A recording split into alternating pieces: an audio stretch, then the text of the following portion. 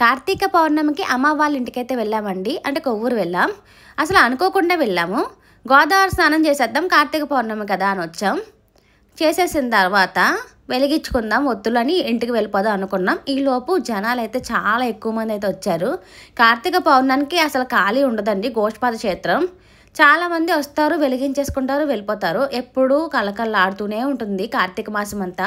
ఆ మెట్ల నిండా పూజలు చేస్తారు. ఇక్కడ శివలింగం చూస్తున్నారు కదా, ఎప్పుడు గోదావరికి వచ్చిన వాళ్ళు చేస్తూనే ఉంటారు అభిషేకాలు. మనమే చేసుకోవచ్చు. ఎంతమంది ఎన్ని బిందులతో పోస్తారో అనుకున్న వాళ్ళు, మొక్కుకున్న వాళ్ళు. ఇక్కడ కట్టొత్తులు వెలిగించారు కదా, ఎంతో కౌంట్ నాకైతే తెలియదు కానీ చాలా బాగా వెలిగించారండి. బాగుంది వ్యూ మొత్తం, మీకు చూపిస్తాను, చూస్తూ ఉండండి వీడియోని. ఇక్కడ హారతి కూడా ఇస్తున్నారు. శివకేశవుల్ని పెట్టి చాలా బాగా డిజైన్ చేసి మరీ వేశారండి ఈ దీపాలు. చాలా బాగుంది చూడడానికి, కన్నుల పండగగా ఉంది. జనాలు చూడండి ఎంతమంది వచ్చారో. అంటే మేము వెళ్ళిన టైము లేట్గా అయిపోయింది, 7 దాటేసాక అయితే వెళ్ళాం కొవ్వూరు. అప్పటికే చాలామంది పూజలు చేసుకుని వెళ్ళిపోతారు కాబట్టి మీకు కొంతమంది మాత్రమే కనిపిస్తున్నారు. అసలు ఖాళీ ఉండదండి. గోష్పాద క్షేత్రం కాబట్టి గోదావరి ఉంటుంది కదా, చుట్టుపక్కల ఊర్లో వాళ్ళు చాలామంది అయితే కార్తీక పౌర్ణమికి ఇక్కడ వస్తారనమాట. ఇక్కడ రాగమ్మ తల్లులు కనిపిస్తున్నాయి కదా, అక్కడ కూడా దీపాలు వెలిగించారు.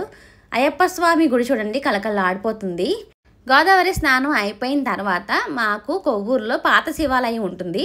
అక్కడికి వెళ్ళి పూజ అయితే మా ఇంట్లో వాళ్ళు, మా ఏరియా చుట్టుపక్కల ఉన్న వాళ్ళు ఈ గుడికి అయితే ఖచ్చితంగా వస్తారు. ఎందుకంటే ఈ గుడి విశిష్టత చాలా పురాతనమైనది. అందుకే చాలా మంది పాత శివాలయం అంటారు. ఈ గుడి కూడా అస్సలు ఖాళీ ఉండదండి.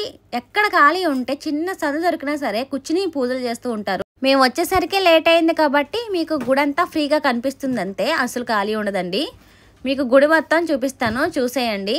ఈ కార్తీక మాసం అంతా ఏదో ఒక కార్యక్రమం చేస్తూనే ఉంటారు ఇక్కడ. చూడండి గుడి లోపల అసలు ఫోటో తీయకూడదు కానీ తీస్తున్నాను మీకోసం చూపిద్దామని. ఇక్కడ కట్టతులు అయితే వెలిగించేసుకున్నాను. తర్వాత గోపాదాల రేవుకైతే మళ్ళీ వెళ్ళాము. ఎందుకంటే బుడ్డత్తులు ఈసారి గోదావరిలో విడిచిపెడదామని. ప్రతి ఇయర్ మా అమ్మ వాళ్ళు విడిచిపెడుతూ ఉంటారు. నేను కూడా ఈ ఇయర్ అలా విడిచిపెడదాం అనుకుని వెళ్ళాను. అసలు అనుకోకుండా వచ్చాము కార్తీక పౌర్ణమికి. అసలు ఉండలేదు కూడా నేను, ఎందుకంటే పిల్లలతో వీలవదని. ప్రతి ఇయర్ వెళ్ళేదాన్ని, ఇయర్ వెళ్ళలేదేమో అనుకుంటున్నాను. అంతే, ఇంకా అలా దేవుడైతే తీసుకెళ్ళాడు. చాలా గాలి అయితే వేస్తుంది. అసలు దీపాలు ఉంటాయా అని డౌట్గానే విడిచిపెట్టాను. కానీ చాలా బాగా వెళ్ళినాయండి. ఫ్లో అయితే చాలా బాగుంది, బాగా వెళ్ళినాయి కూడా. ఆ తర్వాత ఇంకా గట్టు మీద శివాలయం ఉంటుందండి. శ్రీ అన్నపూర్ణ విశాలాక్షి కాశీ విశ్వేశ్వర పంచాయతన శివాలయం అని. అక్కడ భద్రకాళి అమ్మవారిని అయితే అలంకరించారు శివలింగం మీద. అక్కడ కళ్యాణం కూడా చేస్తున్నారండి, రెడీ చేసుకుంటున్నారు అన్నీ. ఇంకా చూడాలి అనుకుంటే నా ఇన్స్టా అయితే